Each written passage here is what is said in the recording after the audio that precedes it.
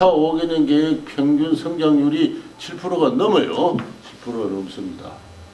왜 그렇게 됐냐? 1962년에 처음 시작했는데 그 해는 2%밖에 성장 못해요. 7% 성장하겠다 했는데 2% 겨우 성장했어요. 근데 63년부터 성장률이 9%로 막 튀어올라요. 왜 그렇게 됐느냐? 제가 표를 자세하게 좀 설명을 못하겠는데 수출 때문에 그래요. 수출 때문에 그렇습니다. 근데 수출도 이 초기에는 수출이라는 것은 수출 주도형이라는 개념은 없었고 수출은 한국에 모자라는 달러를 벌어들이고 국제 수지를 방어한다는 그런 입장에서 수출 촉진이라는 그런 정도의 의미를 부여했는데 그것도 쌀을 수출한다, 텅스텐을 수출한다, 석탄을 수출한다, 김을 수출한다, 해태를 우무가사리 이런 식의 옛날부터 일본에 수출해오던 그런 농산물이나 광산물이나 수산물을 중심으로 해서 수출을 한다 그렇게 돼 있어요. 요 앞에 식료품 및 산동물이라는 게 바로 쌀이라든가 수산물을 가리키고 비식용 원료라는 것은 광산물을 가리킵니다. 공산품을 수출하겠다. 공산품은 여기서 원료별 제품이라고 또 그렇게 이야기를 하는데 공산품, 한국 같은 가난한 농업 국가가 공산품을 어떻게 수출하느냐? 공산품 수출은 1년에 500만 달러만 딱 처음에 계획을 했어요. 계획을 했는데 이게 62년 12월 달부터 막 수출이 증대하기 시작해요. 그 63년 4월에 되니까 당시 상공부 장관 하던 분이 장예준 씨가 있는데 이 양반이 특별 기자회견을 해요. 야, 국민 여러분 지금 수출이 잘 되고 있습니다. 막 좋아가지고 바로 제1의 수출 삼총사는 철강제예요. 월남에 베트남에 함석 옛날에 양철 아연도 철판이라 그러는데 그게 막 1년에 막 일신제강 같은 데서 1년에 2천만 불씩 막 수출하고 그랬어요. 두 번째는 하판입니다. 미국의 당시에 대성목재, 성창목재 이런 대니아판 기업들이 막 미국에 하판을 수출하기 시작하고 세 번째는 이 면직물죠. 면직물. 이 동남아, 유럽으로 막 수출되기 시작했어요. 전혀 예상하지 못했던 곳에서 캐시카우가 달러 박스가 터져 나온 거예요. 그게 바로 아까 제가 이야기한 대로 세계 시장이 변하고 있었습니다. 그 모든 것이 다 옛날에 일본이 수출하고 있었는데 일본은 더 이상 수출할 수가 없게 됐어요. 없게 됐습니다. 수출 안 하려고 한 것이 아니라 일본 내에서 노동력이 부족해서 고임금이 되니까 경쟁력이 약해지고 다만 한국에서는 50년대부터 그런 공업이 발전해 왔어요. 발전해 왔습니다. 이승만 정부가 면박집 공업을 육성을 했죠. 그리고 철강 공업을 육성을 했다고 이야기를 했습니다. 그렇게 해서 민간의 일신제강이나 동국제강을 비롯한 이런 철강 기업들이 막 성장하고 있었어요. 그래서 민간의 건설 자재로서 함석, 양철, 지붕이고 담장 놓고 하는 거 또는 각종 기물 만들고 하는 수요가 이렇게 폭발하니까 그 기업들이 성장을 하다가 드디어 베트남 시장이 열리니까 그쪽으로 막 수출하기 시작했어요. 다 1950년대 이승만 정부가 갖고 진력해서 만들어 놓은 그 유산들이에요. 그 유산들이 63년이 되어가지고 세계 시장이 열리니까 막 수출되기 시작해가지고 이 500만 달러 수출하기로 했는데 640만 달러 수출하기로 했는데 그해 2,800만 달러가 수출됐어요. 한국이 공산품을 수출한다는 게 이게 상상도 할 수 없는 일인데 이때부터 막 터지니까 계획을 바꾸어 해서 보완 계획을 짜가지고 다음에 64년도에는 4,600만 달러를 수출하겠다 했는데 4,200만 달러를 하고 65년도에는 6,700만 달러 하겠다는데 6,600만 달러를 하고 말이죠. 이런 식으로 막 공산품이 막 폭발하듯이 증가하기 시작했어요. 이거 박정희 정부가 건설한 공업이 아니에요. 1950년대 한국 경제가 피땀으로 건설해 난 공업들이 막 새로운 시장이 세계 시장이 터지니까 막 수출하기 시작합니다. 그러니까 박정희 정부가 아이고 여기에 숨어 있는 달러 박스가 있었구나. 그렇게 해서 수출 주도형으로 이 경제 정책을 크게 전환한다. 그 전까지는 어디로 가야 될지, 국내 농업을 우선해야 될지, 국내 중소기업을 우선해야 될지 몇 차례 대형 회의가 열리고 밤늦게까지 회의를 하고 있지만은 갑론을박이었어요. 대학에 있는 경제학자들은 영국의 산업혁명을 보십시오. 농업부터 해야 됩니다. 중소기업부터 해야 됩니다. 그렇게 하다 보면 언젠가 대기업이 생기는 거고 경제란 것은 그렇게 물 흐르듯이 천천히 해야 되는 것이지 급하게 해서는 안 됩니다. 그리고 기업가들은 안 그렇습니다. 그거는 책에서 나오는 이야기지 수출을 해야 됩니다. 이렇게 할 때 박찬현 사람이 그 판단할 능력이 없었어요. 이야기 들으면 옳고 이야기 들으면 옳고. 그런데 현실 시장에서 막 수출이 막 이루어지기 시작하니까 이거구나, 이게 살 길이구나 하고 이렇게 달라붙기 시작했습니다. 그게 대체로 한 64년 전부터예요.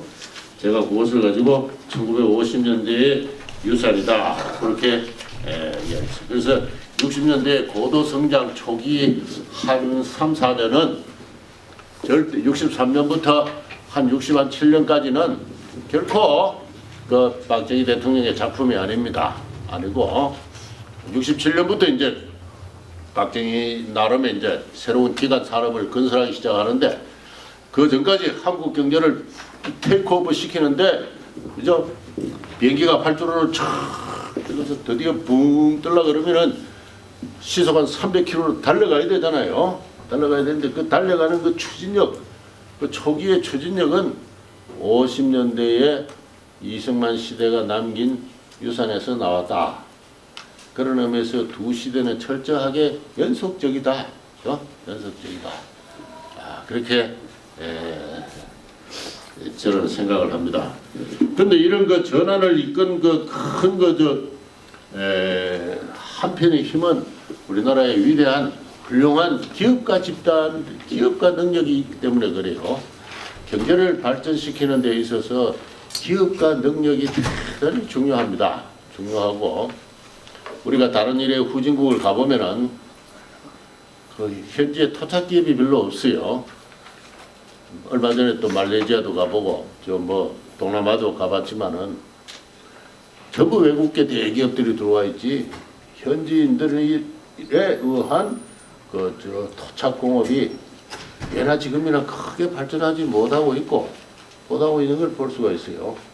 그 기업가 능력이 그만큼 부족하기 때문에 그런 거예요. 근데 한국은 이 기업가 능력이 대단히 풍부하게 축적되어 온 그러한 사람입니다. 그 중에 탑에 있는 이 사람들은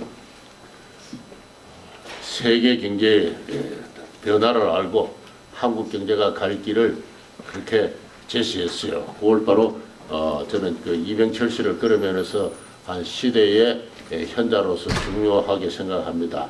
그 1964년인가 3년인가 이병철 씨가 한국일보에다가 5회에 걸쳐서 우리가 잘 사는 길 이렇게 에세이를 연재했는데 그 예언대로 이후 다 되어갔다 이렇게 이야기하죠. 이분은 뭐라고 이야기했느냐면은 우리는 너무나 낙후되어 있기 때문에 영국 산업혁명과 같은 고전적인 경제개발의 길을 따라갈 수가 없다. 뭔가 비상한 새로운 방식을 모색해야 된다. 이제 이거 하나. 다시 세계 우리나라 어느 경제학자도 그렇게 이야기한 사람 없어요. 없습니다. 제가 대학 들어갈 때 아주 고명하신 우리 선생님들이 많이 있었는데 그분들 어느 누구도 그런 이야기를 한 적이 없어요. 한 적이 없다. 이병철 씨는 우리는 영국 산업혁명의 고전적인 길을 그러니까 농업과 중소기업 중심으로 따라갈 여유가 없다. 그래서 두 번째 세계 시장에서 돈을 빌려와서 대기업을 1000개를 만들어야 된다. 이렇게 이야기합니다. 돈이 왜 없다고 그러냐. 세계 시장에 돈이 얼마나 넘쳐나느냐. 빌려와라. 빌려와서 대기업을 만들어라. 20억 달러를 빌리자고 그랬습니다. 그래서 하나에 그 200만 달러인가 2천만 달러 해서 1000개의 대기업을 만들자 그렇게 이야기해요. 1000개의 대기업을 만들면 그 중에 그 밑에 5만 개의 중소기업이 생겨난다. 그래서 대기업이 만들어지면은 중소기업이 만들어지고 여기에 종업원이 500만이 들어간다. 농촌에서 인구가 500만 빠져나와 봐라. 농업은 저절로 잘 살게 된다. 그렇게 완전히 톱다운 방식의 하향식, 나중에 저는 적하식. 이건 당시 하버드 대학의 거센크론이라는 경제개발학자가 그런 이야기를 하고 있었는데 이병철 씨는 그 사람 이론을 알아서 이야기한 거 아니에요. 이병철 씨뿐만 아니고 당시 한국의 많은 기업가들이 그 생각을 하고 있었어요. 왜? 기업가라는 게 그런 그 창의적인 어떤 감각을 본능으로 갖고 있는 사람들이에요. 기업가가 남 하는 대로 따라가서 성공할 그런 기업가는 아무도 없어요. 남이 안 하는 짓을 해야 성공을 한다면요. 그래서 이 한국의 우수한 노동력, 교육받은 노동력이 있다. 자원도 없다. 세계 시장은 자유시장으로 열리고 있다. 일본과 미국 시장이 활짝 열리고 있다. 여기에 뭐라도 만들어서 팔면 된다. 다시 다 기업가들은 그런 생각을 하고 있었어요. 그래서 그 기업가들이 결국은 이 박정희라는 사람 아주 어떤 실용주의적이고 어떤 전투적인 의지를 갖고 있는 정치가와 결합을 해서 한 30년간 강력한 정경 협력 체제를 만들어낸 거 이게 상당히 중요했다. 그 다음에 2페이지 국가 경제의 건설과 세계 경쟁. 그렇게 해서 이제 한국 경제가 이제 튀어오르기 시작합니다. 그래서 수출이 막 튀어오르기 시작하니까 이제 고도 성장이 이루어지게 되죠. 그러니까 드디어 1965년에 박정희는 국회 연두교수에서 수출을 경제활동의 생명으로 삼아 그렇게 이야기합니다. 그래서 정상과 수출과 건설의 논리로 경제개발을 이끌어 나가겠다 이렇게 이야기합니다. 있는 자원을 최대한 동원해서 정산해서 수출한다. 수출해서 벌어들인 달러를 갖고서는 국가경제, 자립적 국가경제를 건설한다. 그런데 이 자립적 국가경제는 또 추가적인 수출 정제를 위한 그 구조를 가져야 돼요. 그래서 이러한 그 정산, 수출, 건설이라는 그 상향식 루프, 순환 논리를 갖는 그러한 그 개발 논리를 제시를 합니다. 제시를 하고 그렇게 해서 이제 대체로 65년부터 이제 본격적으로 수출 주도형 이제 이 한국적 그 국가 혁신 체제가 이제 가동되기 시작을 한다. 근데 이것은 그 한국의 그 독특한 어떤 그래서 이 페이지 수출한 65년도에서부터 97년까지 778배나 증가하고 같은 기간 국내 생산은 177배니까 수출이 경제 성장을 견인을 했습니다. 한국은 고도의 대외 의존도를 갖는 그러한 경제로 변화합니다. 수출의 주력 상품은 초기에는 의료, 직물, 섬유, 목제품, 잡제품 등 신발류, 머리카락, 인발 같은 이런 노동집약적 경공업 제품이나 1차 자원이었으나 산업 구조가 고도화됨에 따라서 중화공업 제품으로 바뀌어갑니다. 그래서 제가 제 책에서 한번 이렇게 제 초기에는 전부 10대 제품이 전부 경공업 제품이거나 1차 자원이거나 한데 이게 점점 이 고도화해서 1990년이 되면은 전기, 전자 또는 자동차, 선박 이런 것들이 이제 주가 되는 이 산업 구조가 고도화, 수출이 진행된과 동시에 수출의 지력 상품이 끊임없이 고도화하는 이와 같은 그 과정을 보이게 됩니다. 그런데 이와 같은 과정에서도 이 변치 않는 어떤 한 가지 특징이 있다면은 조립형 공업화라 해서 수출용 자본재와 수출용 원자재가 계속 줄지 않고 한 30%에 가까운 비중을 쭉. 한국은 원천 기술을 갖고 있는 나라가 아니에요. 또 자원이 그렇게 풍부한 나라가 아니고, 그래서 주요 핵심 부품, 자재, 기계, 장치는 전부 수입합니다. 수입을 해서 다시 수출을 하는, 수출을 위한 수입이 총 수입의 30% 지속적으로 쭉 유지를 해왔습니다. 내수용 자본재와 내수용 원자재도 있지만은 역시 고급 부품, 자재, 기계 이런 것을 수입해야 되기 때문에 무역 수지는 고도 성장기 내내 적자였습니다. 고도 성장기 내내 적자를 면치 못했어요. 그러니까 다음 시간에 이야기하겠습니다만 바로 이 적자 때문에 수출 주도형 공업하는 나라 경제가 망한다. 또 외채 망국론이 나오고 그렇게 했습니다만, 그래서 수출이 진행되면 될수록 고급 부품 자재는 수입해야 되고, 또 새로운 주력 상품을 그 고도화된 산업 구조를 만들어나기 위해서 또 수입을 해야 됐기 때문에 계속 무역 수지는 적자인 가운데 조립형 공업화로서의 특질을 강하게 지니고 있었습니다. 한국의 공업화는 조립형 공업화니까 길을 걸었고, 그 점은 오늘날도 크게 다르지 않습니다. 조립 자체는 단순 조립에서 첨단 조립으로 고도화합니다. 수출의 급증은 차관의 상한 능력을 높여 투자를 위한 외환의 애로를 해소했습니다. 30년간 계속 무역 수지가 적자인데도 외국에서 계속 돈을 빌려줬어요. 투자를 위한. 이게 뭐냐 하면은 수출을 많이 하니까 상환 능력이 있다. 그러니까 수출 주도형 경제개발 계획의 가장 중요한 장점은 투자를 위한 외환의 애로를 해소했다는 점이에요. 그겁니다. 모든 나라가 거기에서 실패를 해요.